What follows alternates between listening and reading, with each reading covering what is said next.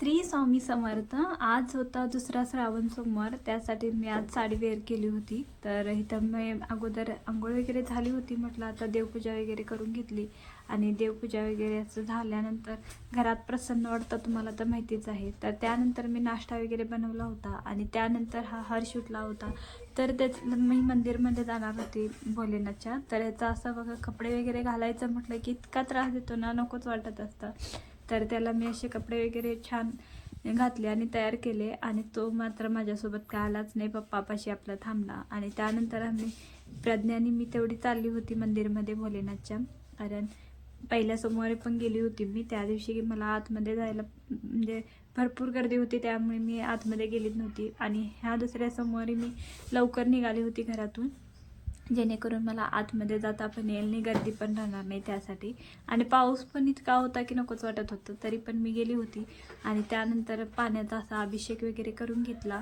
तर आपल्या गावाकडे कसं आतमध्ये आम्हाला प्रवेश नसतो स्त्रियांना, तर इथं पुण्यामध्ये आहे ना, भरपूर असं कंटिन्यू दर सोमवार किंवा अजूनमधून आतमध्ये स्त्रियांना अलाउड असतं। त्यामुळे मी पण आतमध्ये गेली आणि छान असं दर्शन वगैरे घेतलं।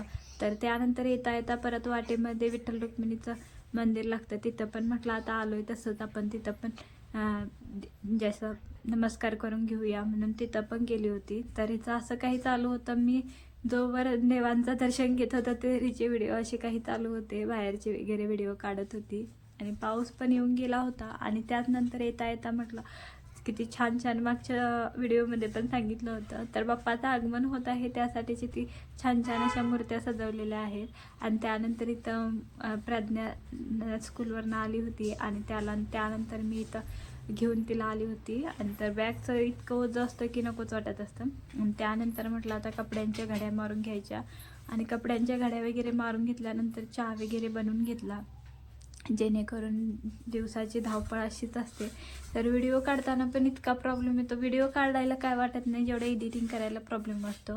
आणि प्लीज तुम्ही खरंच माझे व्हिडिओ बघत असाल तर लाईक, शेअर आणि सबस्क्राईब करायला विसरू नका। नवीन असाल तर सबस्क्राईब करा। आणि जिथं चहा वगैरे असा बनवून घेतला, जेणेकरून थकवा पण निघून जाईल दिवसभरचा, कारण आपली रोजची धावपळ अशीच असते। आणि माझं काही जास्त बाहेर जाणं होत नाही, कारण कपडे शिवायचं, मुलांना आणायचं, ह्याच माझा टायमिंग जातो।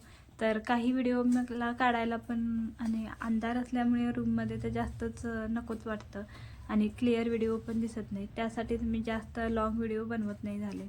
आणि त्यानंतर इथं मी बाकीची जी कामं आहेत ती पण करून घेतली। तर कपडे तर अजिबात सुकत नव्हते, त्यामुळे घरात अशी सजावट झाली होती कपड्यांची। तर त्यानंतर म्हटलं आता झाडू वगैरे मारून घ्यायचं, म्हणून झाडू वगैरे मारून घेतला।